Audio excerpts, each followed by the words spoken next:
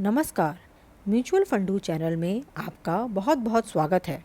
अगर आपको इस चैनल का कंटेंट ज्ञानवर्धक लग रहा है तो मेरे चैनल को सब्सक्राइब करें, इसके वीडियोस को अधिक से अधिक लाइक और शेयर करें ताकि हम महत्वपूर्ण ज्ञान को अधिक से अधिक लोगों तक पहुंचा सकें। आज हम इस वीडियो में चर्चा करेंगे इम्पॉर्टेंट अपडेट्स के बारे में। इस वीडियो में मैं टॉपिक्स कवर करूंगी। First, stamp duty on mutual fund transaction with effect from 1 जुलाई 2020। 1 जुलाई 2020 यानी कल से ही जो म्यूचुअल फंड ट्रांजैक्शंस होंगे उनमें स्टैम्प ड्यूटी लागू हो जाएगी। Second, Karvy launched mutual fund tracking facility on WhatsApp. तो कार्वी ने mutual fund tracking facility WhatsApp पर शुरू कर दी है। इसके डिटेल्स हम जानेंगे। Third, Bharat bond series 2 to be launched in July 2020। Fourth, sovereign gold bond 2020-21 series 4। Fifth, RBI floating rate 7.15 taxable bond. Stamp duty levied on mutual fund transaction.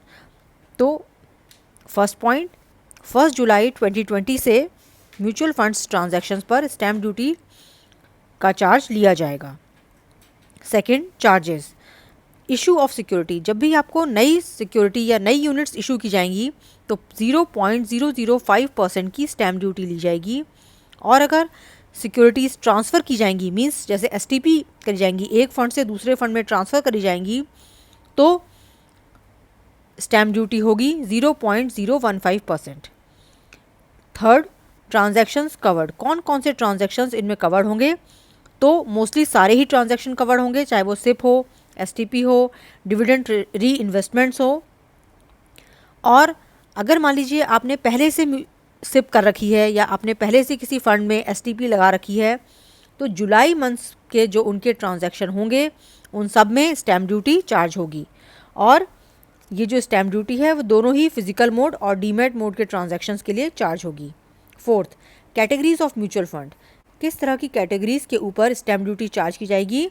तो answer है ऑल। इट मीन्स चाहे वो mutual funds, equity mutual fund हो, debt mutual fund हो, hybrid mutual fund हो या solution oriented mutual fund हो, tax saving mutual fund हो, कैसे भी म्यूचुअल फंड्स हो, सब पर स्टैम्प ड्यूटी चार्ज की जाएगी।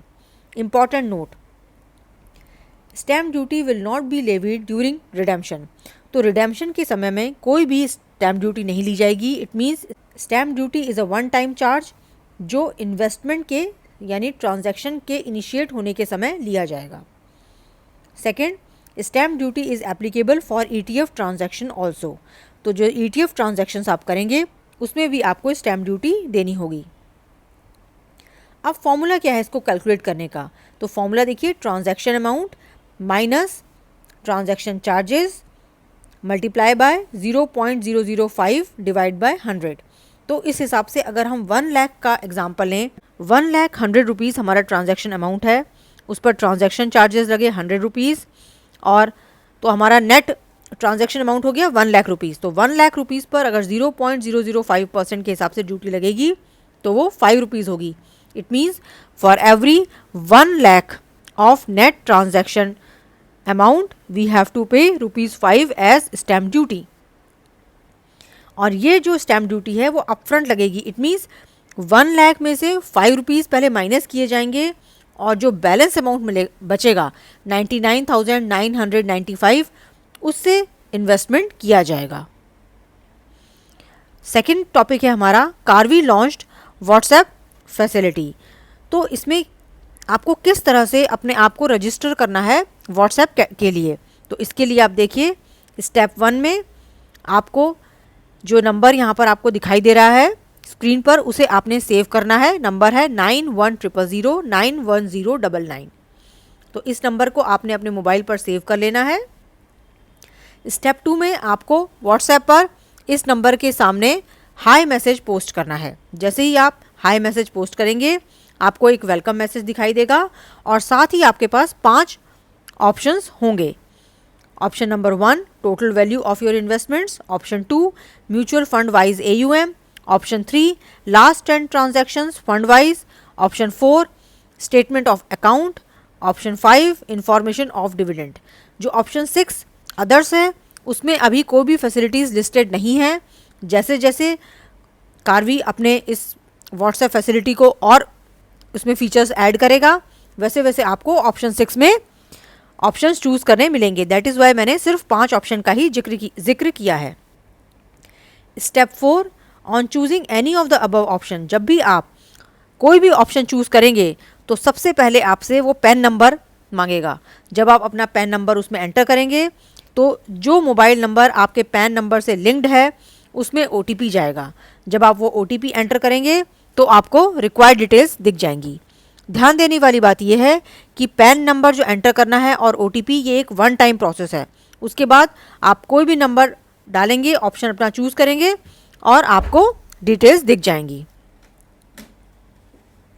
थर्ड है, जो भारत बॉन्ड सीरीज़ 2 है वो लॉन्च होने वाली है। तो 14 जुलाई टू 17 जुलाई के बीच में ये सब्सक्रिप्शन के लिए ओपन होगी और इसकी जो लॉन्चिंग इवेंट है वो डिजिटल लॉन्चिंग इवेंट है जो कि 3 जुलाई को होगी 12 बजे से लेकर 1 बजे तक के बीच में। तो आप इस लॉन्चिंग इवेंट को डिजिटली देख सकते हैं और जब इसके डिटेल्स रिलीज़ होंगे तो मैं इस पर एक डिटेल्ड वीडियो बनाऊंगी। नेक्स्ट है जुलाई मंथ्स के लिए जो सोवरिन गोल्ड बॉन्ड इशू होने वाले हैं। तो 2021 की सीरीज़ 4 में 6 जुलाई से लेकर 10 जुलाई तक सोवरिन गोल्ड बॉन्ड का सब्सक्रिप्शन खुलेगा और आप इसमें अप्लाई कर सकते हैं। जो बॉन्ड्स आप अप्लाई करेंगे उनका जो डेट ऑफ इशुएंस है वो 14 जुलाई 2020 होगा। लास्ट टॉपिक हमारा है RBI सेविंग बॉन्ड्स के बारे में। तो जैसा आप देख सकते हैं ये फ्लोटिंग रेट सेविंग बॉन्ड्स 2020 हैं जो कि टैक्सेबल हैं। ये RBI ने रिलीज़ किए हैं और इनकी जो लॉन्च डेट है वो है 1 जुलाई 2020, यानी कल से जो है वो ये बॉन्ड्स मार्केट में आ जाएंगे। एलिजिबिलिटी क्या है इसमें इन्वेस्टमेंट्स की, कि कोई भी इंडिविजुअल कैपेसिटी में या जॉइंट और एनीवन और सर्वाइवर, इनफैक्ट माइनर भी जो है वो इसमें इन्वेस्ट कर सकते हैं एंड हिंदू अनडिवाइडेड फैमिली भी इसमें इन्वेस्ट कर सकते हैं। सब्सक्रिप्शन अगर आप देखें तो बॉन्ड्स जो है इसमें अगर आप कैश में इन्वेस्ट करना चाहते हैं तो इसकी लिमिट है अप टू ओनली 20,000। अदरवाइज आप ड्राफ्ट, चेक या कोई भी इलेक्ट्रॉनिक मोड द्वारा भी इसमें इन्वेस्ट कर सकते हैं। जो बॉन्ड्स हैं वो सिर्फ इलेक्ट्रॉनिक फॉर्म में ही इशू किए जाएंगे और ये अकाउंट होल्डर के बॉन्ड लेजर अकाउंट में शो करेंगे। आपको ये बॉन्ड्स कहाँ से मिल सकते हैं? Any number of branches of State Bank of India, nationalized banks and 4 private sector banks as specified in the annexure 3। तो अभी हम देखेंगे एनेक्स्चर 3 में वो कौन से 4 प्राइवेट सेक्टर बैंक्स हैं जहाँ से आप इनको ले सकते हैं। नॉमिनेशन, इसमें आप नॉमिनेशन फैसिलिटी भी इसमें प्रोवाइड की गई है। ट्रांसफरेबिलिटी, ये जो बॉन्ड्स हैं वो इन्वेस्टर के बॉन्ड लेजर अकाउंट में रहेंगे और ये ट्रांसफरेबल नहीं है। एक्सेप्ट किस केस में ट्रांसफरेबल होंगे? जबकि कोई नॉमिनी या फिर जैसे नॉमिनी है अगर वो 18 ईयर मैच्योरिटी अटेन कर लेता है तब उसको ट्रांसफ़र हो सकते हैं, या फिर जो लीगल हियर है in case of death of the holder of bonds. तो 2 ही केस में जो है ये बॉन्ड्स ट्रांसफ़र हो सकते हैं, अदरवाइज ये बॉन्ड्स नॉन ट्रांसफरेबल हैं। Most important, interest. अब इसमें जो है वो फ्लोटिंग इंटरेस्ट लगाया गया है। इट मीन्स ये आपको फिक्स्ड इंटरेस्ट पर नहीं मिल रहा है। तो उसमें देखिए किस तरह से इन्होंने ऑप्शंस दिया हुआ है। फर्स्ट ऑप्शन में वो कहते हैं जो इंटरेस्ट है इस बॉन्ड के ऊपर वो हाफ ईयरली बेसिस पर या हाफ ईयरली इंटरवल्स में पे किया जाएगा। It means 1 January and 1 July of every year. Interest को क्यूमुलेटिव वे में पे करने का यहाँ पर कोई भी ऑप्शन नहीं है। Second, rate. जो कूपन और इंटरेस्ट रेट है इन बॉन्ड्स का वो हाफ ईयरली बेसिस पर रीसेट किया जाएगा और फर्स्ट रीसेट जो है वो 1 जनवरी 2021 को होगा।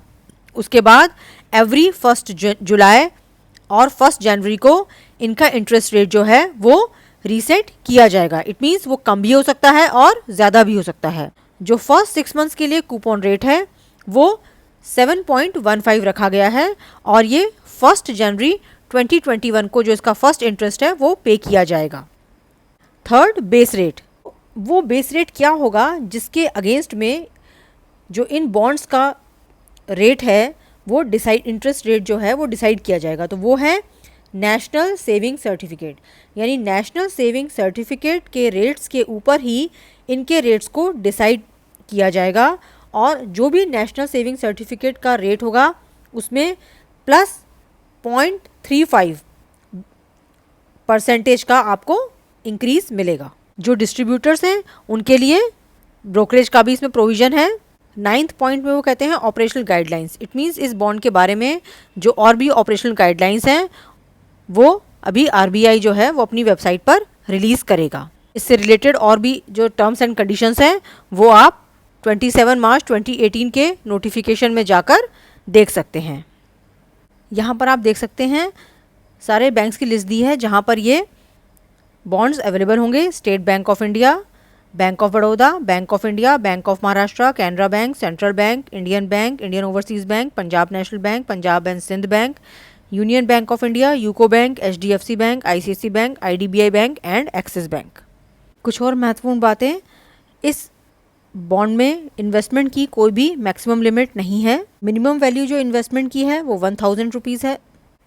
टैक्स डिडक्शन एट सोर्स, जब भी 6 मंथली बेसिस पर आपको इंटरेस्ट पे किया जाएगा तो आपका जो टैक्स है वो सोर्स में ही डिडक्ट कर लिया जाएगा।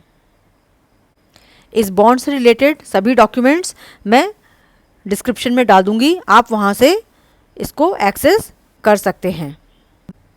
अब मैं अपने वीडियो को यहीं विराम देती हूँ। Thank you.